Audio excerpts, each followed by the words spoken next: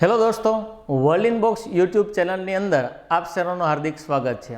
તો પાછા ફરીથી એકવાર ડેલી 5 અંતર્ગત રિઝનિંગ નામના સબ્જેક્ટ સાથે પાછા મળી ગયા છે। તો રિઝનિંગના પાછા શોર્ટકટ સાથેના 5 પ્રશ્નોનો આજ પાછો અભ્યાસ કરશું। તો આપણા જે રિઝનિંગના સબ્જેક્ટ છે એમાં જોવા જઈએ આપણો પ્રથમ નંબરનો પ્રશ્ન।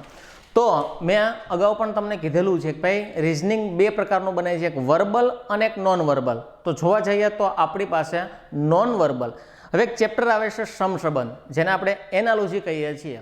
તો એનાલોજી બેયની અંદર તમને જોવા મળશે, વર્બલની અંદર પણ જોવા મળશે અને નોન વર્બલની અંદર પણ જોવા મળશે। તો એવું ને એવું ચેપ્ટર એક વર્ગીકરણ છે, એક શ્રેણી છે। આવા બધા જ જે ચેપ્ટર 2-3 ચેપ્ટર જે છે એ તમને બંનેની અંદર તમને જોવા મળશે। તો આ બધી જ વસ્તુની શોર્ટકટ, અમુક વસ્તુ એવી ભાઈ આકૃતિવાળા પ્રશ્નો છે, પણ અમુક સમયે લોજિક લગાડવામાં થોડાક અમથા પ્રશ્નો ઉપસ્થિત થતા હોય છે। તો અહીં જો જોવા જઈએ તો આપણને એનાલોજીનો પ્રશ્ન આપેલો છે અને અગાઉની પરીક્ષામાં પૂછાઈ ગયેલો છે પાછો। તો જો આ પ્રશ્નને સોલ્વ કરવા જઈએ, સમસંબંધનો પ્રશ્ન છે, આની અંદર પહેલાં જોઈએ કવિ શું કહેવા માંગે છે। આની અંદર કીધું છે કે ભાઈ 1 અને 2 આકૃતિ છે, યોગ્ય વિકલ્પ પસંદ કરો, બીજી કોઈ ડિટેલ આપણને આપેલી નથી। તો આમાં એક ખાસ એ ધ્યાનમાં રાખવાનું કે ભાઈ એક જેમ તમને આપેલો છે એ 2 આકૃતિ આગળ પાછળની ઓબ્ઝર્વેશન કરવાની, એને ધ્યાનપૂર્વક જોવાની અને જોવાનું આમાંથી આમાં શું ચેન્જીસ આવેલો છે। ત્યારબાદ શું થશે કે આમાંથી આ ચેન્જીસ એ પ્રકારે તમારો કરવાનો રહેશે। સમસંબંધ એટલે આ 2 આકૃતિ એક ચોક્કસ ગુણધર્મ, એક ચોક્કસ સંબંધ સાથે બંને આકૃતિ જોડાયેલી હશે, તો કેટલા વેરિએશન આવે છે એનું અહીં અમારે ધ્યાન રાખવું પડે। તો તમે જોઈ શકો કે ભાઈ આની અંદર એને ચોરસના એક ક્રોસમાં એને 4 ભાગ પાડેલા છે અને એક જગ્યાએ શેડો મને દર્શાવેલો છે, એક ડાર્ક ભાગ દર્શાવેલો છે। તો તમે જો ભાઈ ડાર્ક ભાગ કઈ બાજુ છે તો કે ડાબી બાજુ, બોડી મુજબ ડાબી બાજુ તમને ડાર્ક ભાગ જોવા મળે છે। તો એની આકૃતિ બની અને ડાબી સાઈડનો ડાર્ક ભાગ ક્યાં થઈ ગયો? જમણી બાજુ, એટલે વિરોધ થઈ ગયો। ડાબીનું ક્યાં આવી ગયું? જમણી બાજુ। તો જો મારા વર્તુળના એને 4 ભાગ પાડેલા છે અને એ પણ પાછા ક્રોસમાં ભાગ પાડેલા છે, તો અહીંયા ક્રોસમાં ભાગ પાડેલા હોય એવી વસ્તુને મારે ધ્યાનમાં લેવાની થાય તો પેલો ઓપ્શન એ તો નીકળી ગયો, કારણ કે એમાં સીધા અને આડો ભાગ પાડેલો છે, એ ન આવે। નંબર 2 વિચારો કે ભાઈ જે તમારો ડાર્ક એરિયા છે એ ક્યાં છે તો કે ઉપરની સાઈડ, તો જવાબમાં ક્યાં આવી જાય તો કે નીચેની સાઈડ। જુઓ તો ભાઈ અહીંયા આ વિકલ્પ આવશે નહીં, 2 ઓપ્શન વધ્યા, 2ની અંદર નીચેની સાઈડ મારો ડાર્ક એરિયા છે। ત્યારબાદ વાત કરીએ કે ભાઈ જે ઉપરનો પોર્શન છે એમાં આડી લાઈન આપેલી છે, તો આડી લાઈનની થઈ ગઈ કેવી? ઊભી લાઈન। નંબર 2 વિચારો તો કે નીચેના પોર્શનમાં ઊભી લાઈન આપેલી છે તો એ થઈ ગઈ કેવી? આડી। તો જ્યાં આડી લાઈન છે એ ઊભી થઈ જશે, ઊભી લાઈન છે એ આડી થઈ જશે। તો અહીંયા પણ તમને જે આડી લાઈન આપેલી છે ડાબી સાઈડ એ કેવી થઈ જશે? ઊભી લાઈન। તો અહીંયા તો આડીની આડી જ છે, આ વિકલ્પ ન હોય તો મારા પ્રશ્નનો ફાઇનલી આન્સર આવવાનો શું આવવાનો છે તો કે બી જોવા મળવાનો છે। આ આપણો પ્રશ્ન નંબર 1। વધીએ આગળના પ્રશ્નની અંદર। હવે એક સમજો ભાઈ બ્લડ રિલેશન, લોહીના સંબંધો તમારું મોસ્ટ ફેવરેટ ચેપ્ટર છે। તમને ખબર છે કે એકવાર ચેપ્ટર હાથમાં આવે એટલે પહેલાં તો આપણે આપણા સગાને જ ન ઓળખતા હોઈએ અને ત્યાં આપણે બ્લડ રિલેશનના અંતર્ગત એના સગાને ફાઇન્ડ કરવાના કયા રિલેશનમાં કઈ વસ્તુ થાય છે। હવે બ્લડ રિલેશનના પ્રકારો જોવા જઈએ ને તો આમ તો એક સિંગલ વેથી પડે, એક પઝલ ટાઈપ પડે, એક ડબલ વેથી પડે અને કોડેડ રિલેશન આવતા હોય છે। કોડેડ રિલેશન છે એ તમારી પરીક્ષામાં હવે મોસ્ટ ઓફ પૂછાતો પ્રશ્ન છે, કોડેડ રિલેશન, જેને કોડેડ આપણે બ્લડ રિલેશન કહીએ છીએ। તો એ કોડેડ બ્લડ રિલેશન શું છે, સિંગલ વે શું છે, ડબલ વે શું છે, અથવા તો તમને પઝલ ટાઈપ પૂછવામાં આવે, એક પઝલ આખી આપેલી હોય કે એક વ્યક્તિ શિક્ષક છે ને એની વાઈફ આ છે ને આ છે ને આ છે ને એને આ રિલેશનમાં થાય ને, આ બધા જ પઝલ ટાઈપ પ્રશ્નો કહેવામાં આવે। તો આ બધી જ વસ્તુનું તમે એક્સપ્લેનેશન A to Z થી લઈ બધી જ વસ્તુ તમને એપ્લિકેશનની અંદર બહુ નોર્મલ કોસ્ટે બધી જ વસ્તુ તમને જોવા મળવાની છે। તો અહીંયા એક પ્રશ્ન આપણને આપેલો છે એ ડબલ વેનો આપેલો છે। ડબલ વે એટલે શું કે જ્યારે કોઈ એક વ્યક્તિ એ બીજા વ્યક્તિની ઓળખાણ કરાવે, હું મારો સિંગલ વિચારું કે મારા મમ્મીના પપ્પાના દીકરાનો દીકરો એ મારે શું થાય, તો એ સિંગલ વે થયું, મેં મારા એકનું જ એક્ઝામ્પલ લીધું। પણ ડબલ વે એટલે શું કે એક વ્યક્તિનું ઇન્ટ્રોડ્યુસ તમને કરાવું છું, એ વ્યક્તિની ઓળખાણ આપું છું અને ઓળખાણું લોંગ વેથી આપું છું। રેડી? તો જ્યારે એક વ્યક્તિની બીજા વ્યક્તિ સાથે ઓળખાણ થાય તો એને ડબલ વેથી રિલેશન કહેવામાં આવે. તો અહીંયા આપણે ડબલ વેથી રિલેશનનો એક પ્રશ્ન આપણને આપેલો છે. શું કહે છે એની વાત કરીએ. તો આની અંદર કવિ એવું કહે છે કે ભાઈ આરવે એક સ્ત્રીના ફોટાની સામે જોઈને બોલ્યો કે તે સ્ત્રી મારી માતાના પુત્રના પિતાની બહેન છે. તો આરવને તે સ્ત્રી શું સંબંધમાં હશે? હવે સમજો. તો આરવ એટલે એક પુરુષ છે અને સામે એક સ્ત્રી છે. તો હંમેશા પુરુષ માટે આપણે જનરલી ચોરસ કરતા હોઈએ છીએ અને સ્ત્રી માટે આપણે શું કરતા હોઈએ છીએ? વર્તુળ. જેથી તમારે ત્યાં બધો જ ડિટેલ લખવી ન પડે કે ભાઈ આ સ્ત્રી છે ના પુરુષ છે. આપણે એક જ કામ કરવાનું, ભાઈ પુરુષ હોય તો ચોરસ કરી નાખવાનું, સ્ત્રી હોય તો રાઉન્ડ કરી નાખો. એટલે આ કોણ છે? આરવ છે. અને આરવે આ સ્ત્રીની ઓળખાણ આપતા કંઈક આપણને કીધું છે. શું કીધું છે? કે તેણી એટલે કોણ? તો કે આ સ્ત્રી. એ શું થાય છે? તો કે મારી માતાના પુત્ર. તો એ વિચારો તો કે આરવની એક માતા છે. માતા એટલે આપણે રાઉન્ડ કરશું અને આમાં પાછું છે ને એક તમારે રિલેશન વાઇઝ ચાલવાનું, એક તમારે જનરેશન વાઇઝ ચાલવાનું. આરવના મમ્મી અથવા પપ્પા એ અહીં આવે. આરવના મમ્મી અને પપ્પા અને એનાય પપ્પા જોવા જાય એટલે નાની થાય, નાની અથવા નાના, તો એ ઉપર આવશે, દાદા દાદી ઉપર આવશે. આરવનો પુત્ર હોય તો એને નીચે લેવાનું. એટલે જનરેશન વાઇઝ ચાલવાનું. આરવની જનરેશન અહીં, મમ્મી પપ્પાની અહીં, દાદા દાદીની અહીં અને પુત્ર હોય તો અહીં. જનરેશન વાઇઝ ચાલો તો પણ તમને વધારે મજા આવશે. તો અહીંયા શું કીધું છે કે આરવની માતાના પુત્ર. તો મારી માતા એટલે શું? તો કે આરવની એક માતા છે અને એનો એક પુત્ર. એનો મતલબ એવો થાય કે આરવ પોતે જ થાય અથવા તો આરવનો ભાઈ થાય. બેમાંથી એક કન્ક્લુઝન થાય કે આરવ ખુદ થશે અથવા તો આરવનો ભાઈ થાય છે. એ પુત્રના પિતાને, એનો મતલબ કે આરવના પિતા હોય તો ભલે અને આરવના ભાઈના પિતા હોય તો ભલે, અંતે તો એ શું થઈ ગયા? આરવના પિતા જ થયા. આરવના શું થઈ ગયા? પિતા. અને પિતાની બહેન છે તો આરવના પપ્પા જે છે, પપ્પા એની બહેન હોય, એનો મતલબ એવો થાય કે આપણા પપ્પાની બહેનને આપણે શું કહીએ? તો ફૈબા આપણે કહીએ છીએ. તો એક ડબલ વેથી આપણને દર્શાવ્યું કે એ મારા ફૈબા છે. એને કરતાં સીધું જ્યારે હવે કીધું હોત તો કે મારા ફૈબા છે, તો આ કાંઈ ઝંઝટ જ ન રહે. રેડી? પણ આ તો એક બ્લડ રિલેશન, તમારા રિઝનિંગનું, તમારા તર્ક શક્તિનું એક ચેપ્ટર છે. એટલે આ બધી જ વસ્તુના જે કોન્સેપ્ટ છે એ બેઝિકલી તમને ક્લિયર હોવા જોઈએ. તો અહીંનો જે પ્રશ્ન જવાબ આવે છે ફોયબા, આપણા પ્રશ્નનો જવાબ બી આવે છે. વધીએ આગળના પ્રશ્નની અંદર. આગળના પ્રશ્નની અંદર તમે 2016નું કોન્સ્ટેબલનું પેપર જોઈ લો. ત્યારબાદ ધારો કે તમે 2019નું પીઆઈનું પેપર જોઈ લો, જીપીએસસી ક્લાસ 1ના ઘણા બધા પેપર જોઈ લો, ક્લાસ 3ના જોઈ લો, સુપર ક્લાસ 3ના જોઈ લો. એમાં બધામાં પૂછાતો એક કેલેન્ડરનો કોન્સેપ્ટ, કયું લીપ વર્ષ છે અને કયું લીપ વર્ષ નથી. જો કેલેન્ડરની અંદર ઘણા બધા ટાઈપ બનતા હોય એ બેઝિકલી તમારે one by one step by step સમજવા પડે. પણ અહીંયા મને એને માત્ર એવું જ પૂછ્યું છે કે ભાઈ કયું લીપ વર્ષ છે અને કયું સામાન્ય વર્ષ છે. આવા પ્રશ્નો વારંવાર પૂછાતા હોય. તો હંમેશા એક વસ્તુને ખાસ ધ્યાન દેવાની કે જ્યારે કોઈ પણ પ્રકારનું વર્ષ હોય, એના છેલ્લા બે આંકડાને 4 વડે ભાગવાના. હજી એકવાર, છેલ્લા બે આંકડાને કેટલા વડે ભાગવાના? 4 વડે. ફોર એક્ઝામ્પલ અહીં એક એક્ઝામ્પલ લઈએ કે 1920 છે. તો 1920ના છેલ્લા બે આંકડા કયા આવ્યા? તો કે 20. તો શું 20ને 4 વડે ભાગી શકો? આ ભાગી શકાય. 5 ચોક 20. એનો મતલબ શું થાય? તો આજે 1920 હશે એ કયું વર્ષ હશે?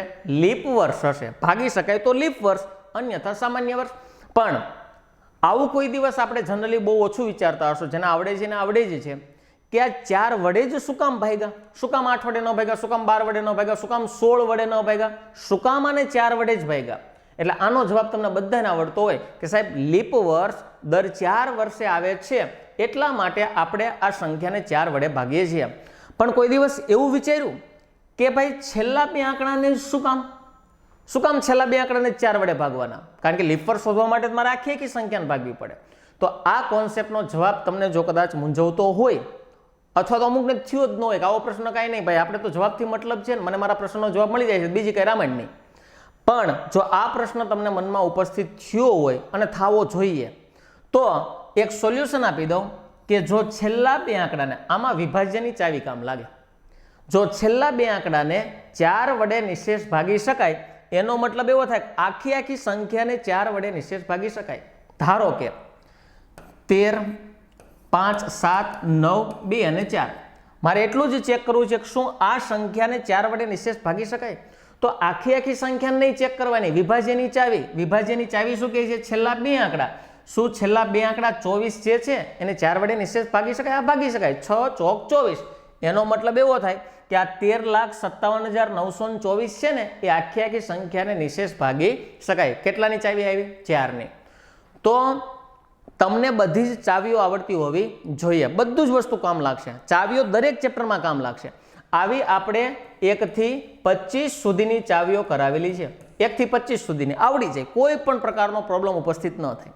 માત્ર અહીંયા ઇનફ નથી. તમને કોઈ એમ કે ભાઈ 120ની ચાવી શું? તો પણ તમને આવડે. તમને એમ કે 180ની ચાવી શું? તો પણ તમને મેં ત્યાં ચાવી બનાવતા શીખવાડેલી છે. તમને ગમે એ ચાવી કે તમને ખુદ બનાવતા આવડે. રેડી? તો અહીંયા આપણે એક બેઝિકલી વાત કરી કે ભાઈ કોઈ પણ પ્રકારના છેલ્લા 2 વર્ષના છેલ્લા 2 આંકડાને 4 વડે ભાગી નાખો તો એ લીપ વર્ષ મળે, બાકી સામાન્ય વર્ષ ન ભાગી શકાય. તો પણ હજી આની અંદર એક કોન્સેપ્ટ છે. ધારો કે તે વર્ષ શતકનું આપેલું હોય. કયું આપેલું હોય ભાઈ? શતક. નોર્મલી શું કીધા? તો કે છેલ્લા 2 અંક, છેલ્લા કેટલા અંક લેવાના છે? 2 અંકને કેટલા વડે ભાગવાના? 4 વડે. પણ ધારો કે જો તે વર્ષ શતક હોય, કયું હોય? શતક. તો શતકને હંમેશા 400 વડે ભાગવાના રહેશે. શતક એટલે શું? જેને સેન્ચુરી કહીએ છીએ. કોઈ પણ પ્રકારના વર્ષની પાછળ જ્યારે ઓછામાં ઓછા 2 શૂન્ય લાગે એને શું કહેવામાં આવે? શતક. તો મારે ચેક કરવાનું શતક છે કે નોર્મલ. રેડી? તો આ બધા જ પ્રકારના પ્રશ્નો જે છે એ અગાઉમાં ઘણી બધી પ્રકારની પરીક્ષાઓમાં પૂછાઈ ગયા. બહુ ઇઝી પણ પૂછાય છે. તો હવે આપણે વારંવાર 1 by 1 આપણે એને ચેક કરીએ. પહેલો ઓપ્શન આપ્યો છે 844. તો શું 844 પેલા શતક છે? તો કે ના, નોર્મલ છે. તો છેલ્લા 2 આંકડાને, છેલ્લા 2 આંકડા કયા આવી ગયા ભાઈ? 44. શું 44 ને 4 વડે ભાગી શકાય? 11 નો ઘડિયો આવડે ને તો ખબર પડે કે 11 ચોક 44 થાય. ભાગી શકાય છે. જો ભાગી શકાય છે એનો મતલબ કે આ કેવું છે? લીપ વર્ષ છે. કેવું વર્ષ આપેલું છે? લીપ વર્ષ. સૂચના ખાસ સમજો. આપણને એવું જ કીધું છે કે નીચે પૈકી કયું લીપ વર્ષ નથી. મારે શું ફાઇન્ડ કરવાનું છે? નથી. તો આપણે છે ને પરીક્ષાની અંદર છે અને નથીનો તફાવત બહુ ઓછા જોતા હોય. આપણને એટલી ખબર પડે ને કે નીચેનામાંથી કયું લીપ, ત્યાં તો જવાબ આવી ગયો એ સાહેબ, એ આવે. પણ ના, આખું વાંચો તો ખરા. એને શું કીધું? લીપ વર્ષ નથી. લીપ વર્ષ નો એટલે કેવું હોય? એનો મતલબ એવું થાય કે સામાન્ય હોય. કેવું વર્ષ હશે ભાઈ? સામાન્ય. બીજો ઓપ્શન ચેક કરીએ. અહીંયા આપ્યું છે ઈસવીસન 2000. શું 2 પાછળ શૂન્ય છે? હા છે. જો ઓછામાં ઓછી 2 શૂન્ય હોય તેને શતક કહેવાય. શતકને કેટલા વડે ભાગવાના? 400. જો 400 વડે આને ઉડાડવા જાઓ તો શૂન્ય શૂન્ય તો 2 ઉડી જ જવાની છે. 20/4, 4 5 ને 20. એનો મતલબ કેવો થાય? આ પણ કેવું છે? લીપ વર્ષ. મારે તો સામાન્ય ફાઇન્ડ કરવાનો. આગળ વધશું. આગળ આપ્યું છે ઈસવીસન 1200. 2 શૂન્ય આવી. એનો મતલબ એવો થાય કે આ શતક છે. 0 0 0 0. 4 તેરીને 12. તો આ પણ કેવું છે?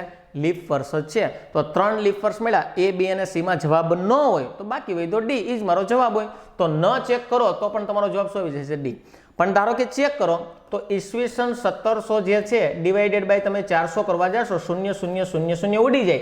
પણ 17 ને 4 વડે ભાગી ન શકાય એટલા માટે કયું છે? સામાન્ય વર્ષ છે. 2016 ની અંદર જે કોન્સ્ટેબલનું પેપર લેવાનું અને એક લેવાનું 2019 ની અંદર PI. આ છે એ કોન્સ્ટેબલનું પેપર છે અને આ છે PI છે. આનો જવાબ જે આવે છે ઈસવીસન 1700 આવતો હતો, આનો જવાબ ઈસવીસન 1800 આવતો હતો. રેડી? હવે વિચારો કોન્સ્ટેબલમાં શું પ્રશ્ન પૂછાણો? નીચેનામાંથી કયું સામાન્ય વર્ષ છે? આટલો જ પ્રશ્ન પૂછાણો. પણ પીઆઈએ છે ને પ્રશ્ન તો એવો જ પૂછ્યો, પણ એને ઉલટા કાન પકડાવ્યા, એને આ કાન પકડાવ્યા. નીચેનામાંથી કયું લીપ વર્ષ નથી? કોન્સ્ટેબલ છે સીધા કાન પકડાવે, પીઆઈ છે ઉલટા કાન પકડાવે, પણ પ્રશ્ન તો બધામાં સમાન જ હોય. રેડી? એટલે આપણા પ્રશ્નનો જવાબ ડી આવશે, ઈસવીસન 1700. વધી આગળના પ્રશ્નની અંદર. આગળનો પ્રશ્ન આપણને આપ્યો છે ભાગુસભા. ભાગુસભા એટલે શું? ભાગાકાર, ગુણાકાર, સરવાળો, બાદબાકી. બસ આપણે આટલું જ જાણીએ છીએ. પણ આની અંદર ઘણા બધા અગાઉના તમે વિડીયો જોયા હોય તો એમાં તમને આઈડિયા હશે કે મેં તમને સાઇન ઓપ્શનમાંથી સાઇન ફાઇન્ડ કરીને મૂકવી પડે. અમુક સમય ભાગુસભામાં એવું પણ બને કે અમુક કિંમતો ખોટી હોય. ધારો કે અહીંયા છે, અહીંયા 8 છે ને તમને એમ કે ભાઈ 8 હારેમાં કઈ સંખ્યા હું બદલાવું જેના કારણે મને કિંમત સાચી મળે, અથવા તો કોઈ સાઇન ખોટી મૂકેલી હોય, અથવા તો એની જગ્યાએ નવી સાઇન કોઈ મૂકવાની હોય. આવા પ્રકારના ઘણા બધા પ્રશ્નો બને છે. હવે પહેલાના દિવસો ગયા જૂના, કે સીધો તમને પ્રશ્ન આપ્યો ને કીધું કે ભાઈ સોલ્યુશન કરી નાખો, ના, એવું હવે કે બનતું નથી. પણ અહીંયા જે મેં દાખલો લેવાનો મારો હેતુ છે એની અંદર મારે તમને બોર્ડ માસ શીખવાડવું છે. ફરીથી વાર, જેને આપણે બોર્ડ માસ પણ કહેતા હોઈએ છીએ, બોર્ડ માસ. રેડી? તો બોર્ડ માસની અંદર કવિનું કહેવાનું શું છે? Bracket of division, multiplication, addition અને સબટ્રેક્શન. કંઈ ન સમજાનું તો શુદ્ધ ગુજરાતીમાં સાંભળો. આને કહેવાય બ્રેકેટ એટલે કૌંસ, ઓફ એટલે તો કે નું, ના, ની, ને આવા કોઈ શબ્દ હોય અને પાછળનું વધ્યું ભાગુસભા. તો અત્યાર સુધીમાં આપણે શું સમજ્યા છીએ? આટલું જ આપણે સમજ્યા છીએ. આપણને આ કોન્સેપ્ટ જે બહુ ઓછાને ખબર હોય છે, સાવ નથી હોતો એમ પણ નહીં, પણ બહુ ઓછાને. આપણે ભાગુસભા પૂરતું ચાલીએ છીએ, પણ હંમેશા એક વસ્તુને ખાસ સમજજો કે ભાઈ કૌંસના 4 પ્રકાર છે. કયા કયા? એક આવે સૌપ્રથમ મોટો કૌંસ, એક આવે છગડીયો કૌંસ, એક આવે નાનો કૌંસ અને એક આવે ને 12 કૌંસ કહેવામાં આવે. તો હંમેશા જ્યારે કૌંસ છોડવાની વાત થાય ત્યારે નાના કૌંસથી ચાલુ કરવાનું. નાનો કૌંસ સૌથી કયો છે? તો કે 12. એના પછી નાનો કૌંસ, એના પછી છગડીયો કૌંસ અને સૌથી છેલ્લે છોડવાની કોઈ વાત આવે તો એ કયો છે? 12 કૌંસ, મોટો કૌંસ રહેશે. હવે એક સમજો તો ધારો કે હું એક કેસ લખું. કેસની અંદર હું ધારો કે આવું લખું છું કે ભાઈ 10, 5 અને 3. બીજો કેસ એ લીધું 10, 5 અને 3. અહીંયા આમ છે, અહીંયા પણ આમ છે. તો આ બેયના જવાબ છે ને સરખા જ આવશે. બેયના જવાબ કેવા આવવાના? સરખા. પણ અહીંયા વિચારો, આ 5 માઇનસ છે, 3 પણ કેવા છે? માઇનસ. તો માઇનસ માઇનસ શું થાય? પ્લસ. 5 ને 3 8. તો 10 માંથી હું 8 કાઢીશ તો મારા જવાબ કેટલો આવશે? મારા પ્રશ્નનો જવાબ 2 આવશે. પણ હવે બીજું સમજો કે જે તમને આસિસ્ટન્ટ ડિપોર્ટ મેનેજર 2019ની પરીક્ષાની અંદર જે જોવા મળ્યું એની હું તમને વાત કરું તો અહીંયા તમને એવું આમ કરી દીધેલું. આમ થાય એનો મતલબ એવો નથી કે અહીંથી શરૂ કરવાનું, એવો કોઈ મતલબ નથી. આ એક કૌંસ દર્શાવે છે, રેખા કૌંસ તને આપણે કહેવામાં આવે, અથવા 12 કૌંસ. તો આ 12 કૌંસને સોલ્વ કેમ કરવાનું વિચારો. આ પાંચડાની આગળ માઇનસનું ચિહ્ન છે, એનો મતલબ એવો થાય કે આ પાંચડો કેવો છે ભાઈ? માઇનસ છે. પાંચડો કેવો છે? માઇનસ. પણ આ પાંચડા આગળ માઇનસ છે, પણ ના, એ આપણો એક મોટામાં મોટો વહેમ છે. આ પાંચડો છે એ કેવો રહેવાનો છે? પ્લસ. શું કામ? કારણ કે આ કૌંસ છે. હજી એકવાર, શું છે ભાઈ? કૌંસ. અને કૌંસ માત્ર પાંચડામાંથી જ છે. જો આ માઇનસ સુધીનો હોત ને તો એ -5 બને. ધારો કે આ કૌંસનું એક સ્વરૂપ હું ફેરવી નાખું તો આમ વિચારો તો 10 માઇનસ કૌંસમાં 5 માઇનસ 3. મેં શું કર્યું? જે 12 કૌંસ હતો રેખા કૌંસ એને મેં ખાલી નાના કૌંસમાં કન્વર્ટ કર્યું, બાકી કૌંસ તો 2 જ છે. હવે વિચારો તો કે આ પાંચડો છે એ માઇનસ છે કે પ્લસ? તો અહીંયા તરત તમે કહેશો સાહેબ એ તો પ્લસ છે. તો અહીંયા શું છે? એ પ્લસ જ છે. શું કામ? કારણ કે આ એક પ્રકારનો કૌંસ જ દર્શાવે છે. તો હંમેશા એક વસ્તુ યાદ રાખજો કે કૌંસની અંદર જેટલી વસ્તુ હશે આની અંદર સાઇન નથી એટલે એ પ્લસ રહેશે. તો આનું સોલ્યુશન આપવા જાઓ તો હવે શું થાય? 5 માંથી 3 જાય એટલે તો કે 2 વધે. પાછું વિચારો, 10 માઇનસ આનું સોલ્યુશન આપ્યું એટલે ખબર પડી કે ભાઈ પાંચડો પ્લસ છે, પ્લસ અને માઇનસ વિરુદ્ધ નિશાની બાદબાકી, બાદબાકી એટલે 5 માંથી 3 જાય એટલે 2. મોટો પાંચડો એની આગળ પ્લસ, તો બગડો કેવો રહેશે? પ્લસ. એટલે અહીંયા આવી ગયા પ્લસ. પાછું વિચારો, 10 માંથી 2 જાય તો આ પ્રશ્નનો જવાબ કેટલો આવવાનો છે? 8. તો કેટલું ફરી ગયું? આનો જવાબ 2 આવ્યો, આનો જવાબ 8 આવ્યો. કોના કારણે? માત્ર કૌંસના કારણે. યાદ રાખજો, કૌંસની આગળ કોઈ સાઇન ન હોય તો હંમેશા શું હશે? પ્લસ જ હશે. રેડી? હવે આપણે આપણા પ્રશ્નની અંદર આવતા રહીએ. આની અંદર શું કવિ કહેવા માંગે છે? પહેલા હંમેશા 12 કૌંસ, નાનો કૌંસ, છગડીયો કૌંસ ને છેલ્લે આવશે મોટો કૌંસ, પણ ભૂલવાનું નહીં. હવે વિચારો, આ પાંચડો હમણાં જ મેં કીધું પાંચડો કેવો હશે ભાઈ? પ્લસ હશે. શું કામ? કારણ કે આ 12 કૌંસ છે ને જે એ માત્ર પાંચડા ઉપર જ છે, માઇનસ માથે નથી. ધારો કે અહીંયા સુધી આવી ગયું હોત ને આ 12 કૌંસ તો હું એને કહી શકે કે ભાઈ માઇનસ છે, પણ અત્યારે જો 12 તમે લેવા જાઓ તો એ માત્ર એક પાંચડા એક ઉપર જ છે. તો શું થાય? મારે સૌપ્રથમ 12 કૌંસનું સોલ્યુશન આપવું પડે. તો વિચારો, પાંચડો કેવો છે ભાઈ? પ્લસ. હજી એકવાર સાંભળજો, અમુકને સાહેબ માઇનસનું પ્લસ ક્યાં થયું? આખું ડિસ્ક્રિપ્શન આપ્યું યાર કે ભાઈ આ 12 છે એ માત્ર કોની માથે છે? પાંચડા માથે છે. એટલે પાંચડો કેવો હોય? પ્લસ હોય. તો પાછું વિચારો, 5 અને 1 થાય કેટલા? તો કે 6. રેડી? પાછું વિચારો, 8 માંથી આ 6 વયા ગયા, માઇનસ છે, 8 માંથી 6 જાય તો આટલાનું સોલ્યુશન હું કરવા જઈશ, આટલાનું તો કે 8 માંથી 6 જાય એટલે વૈધા કેટલા? તો કે 2. રેડી? 8 માં 6 જાય એટલે 2. પાછું વિચારો, 16 ભાગ્યા 2. હવે વાત કરું છું હું છગડિયા કૌંસની. અહીંયા સુધી આપણે પહોંચી ગયા છીએ. 16 ભાગ્યા 2 તો 8 દુને 16 થાય એટલે એનો જવાબ કેટલો આવી ગયો તો કે 8. તો અહીંથી અહીંનો જે જવાબ મને મળે છે કેટલો મળી ગયો છે 8. છગડિયો કૌંસ પણ પૂરો થઈ ગયો. નંબર 2 વિચારો તો કે ભાઈ આંકડો જેની પ્લસમાં છે અને કયા કૌંસની અંદર છે મોટા. એવી જ રીતે અહીંયા ચોગડો છે એની નિશાની કોઈ છે નહીં, એ પણ મોટા કૌંસમાં છે. તો અહીંયા ચોગડો મૂકી દો, આનો જવાબ 8 આવ્યો છે, અહીંયા પાછા 8 મૂકી દો. કોઈ પણ સાઇન ન હોય એટલે કે સંબંધ શેનો હોય ગુણાકારનો. અહીંયા કોઈ નિશાની નથી એટલે ગુણાકારનો સંબંધ હોય. અને અહીં ઓલરેડી તમને શેનો સંબંધ આપ્યો છે તો કે પ્લસનો સંબંધ આપ્યો છે. ભાગુ સબા, ભાગાકાર ગુણાકાર પછી સરવાળો એટલે પહેલા આવશે ગુણાકાર. 8 ચોક 32, 32 પ્લસ કેટલા કરવાના 8, 32 ને 8 થઈ ગયા કેટલા 40. તો આ મોટા કૌંસનો આખે આખાનો જવાબ કેટલો આવી ગયો 40. પણ મોટા કૌંસની બારે કંઈક પડ્યું છે. શું પડ્યા છે 50 અને 50 ની પાછળ નિશાની કઈ છે માઇનસ. તો 50 માંથી 40 વયા જાય તો તમારા પ્રશ્નનો જવાબ કેટલો આવશે ભાઈ 10 જવાબ આવવાનો છે. જે ઓપ્શન નંબર શું દર્શાવે છે એની અંદર તમને 10 આપેલા છે. એટલે અહીંયા ક્યાંય ન ભૂલતા કે ભાઈ આ જે છગડીયો કૌંસ છોડો ને પછી અહીં પ્લસ છે અને અહીં ચોગડો છે, ભૂલમાં આની આરે પ્લસ લઈને પછી નો ગુણાકાર કરતા. કારણ કે ભાગુ સબાના નિયમ પ્રમાણે પહેલા ગુણાકાર થાય ને પછી જ સરવાળો થશે. રેડી? આ એક કોન્સેપ્ટ આપણો પૂરો. આગળ વધશું બીજા પ્રશ્નમાં. આગળનો પ્રશ્ન આપ્યો છે કે ભાઈ 50 વૃક્ષોની એક હરોળમાં લીમડાનું વૃક્ષ ડાબી બાજુથી 33માં ક્રમે હોય તો જમણી બાજુથી તેનો ક્રમ કેટલામો હશે?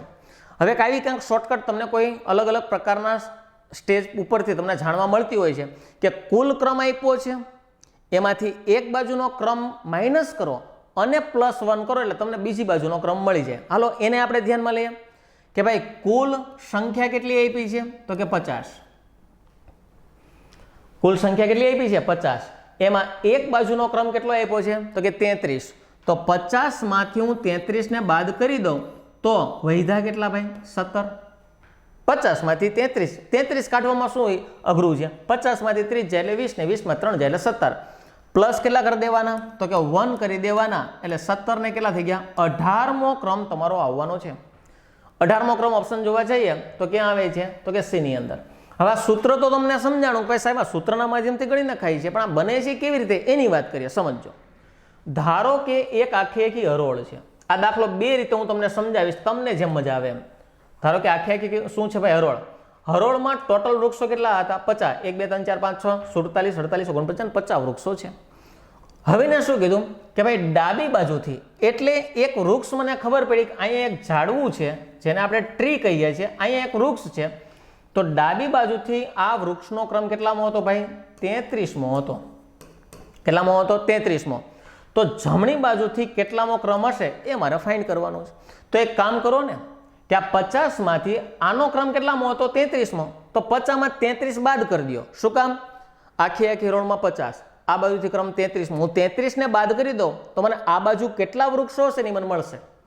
તો 50 માંથી મેં જ્યારે 33 ને બાદ કર્યા એટલે મને ખબર પડી કે આ બાજુ 17 ઝાડવા છે. વૃક્ષો કેટલા છે ભાઈ 17.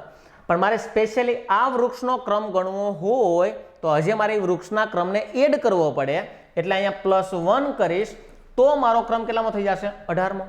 આ એક વેરાયટીથી તમારો 18મો જવાબ આવ્યો. નંબર 2 વિચારો તો કે ધારો કે હું એમ કહું કે ભાઈ આ બાજુથી 33મો ક્રમ છે, મારે આ વૃક્ષનો ક્રમ તો ગણવાનો જ. તો હું એમ કહું કે જો આ બાજુથી એટલે કે ડાબી બાજુથી એનો ક્રમ 33મો હોય એનો મતલબ એવો થાય કે આની ડાબી બાજુ કેટલા વૃક્ષો હશે 32 વૃક્ષો હશે. એ 32 ને કાઢી નાખો ને. આને શું કામ કાઢવું પડે? ખાલી 32 ને જ કાઢી નાખો. આ બાજુ જેટલા પડે બધાને કાઢી નાખો. તો 50 માંથી ધારો કે હું 32 ને કાઢી નાખીશ તો પણ ડિરેક્ટલી મારો જવાબ કેટલો આવી જાય 18 તમારો જવાબ આવી જશે. ઓપ્શન કયો દર્શાવે છે તો કે સી દર્શાવે છે. તો આ હતા આપણા રિઝનિંગના 5 પ્રશ્નો. આઈ હોપ કે મજા આવી હશે. મળીએ પાછા એકાદા ડેલી 5 ના મેથ્સ અથવા રિઝનિંગના કોન્સેપ્ટ સાથે. ત્યાં સુધી જય હિન્દ.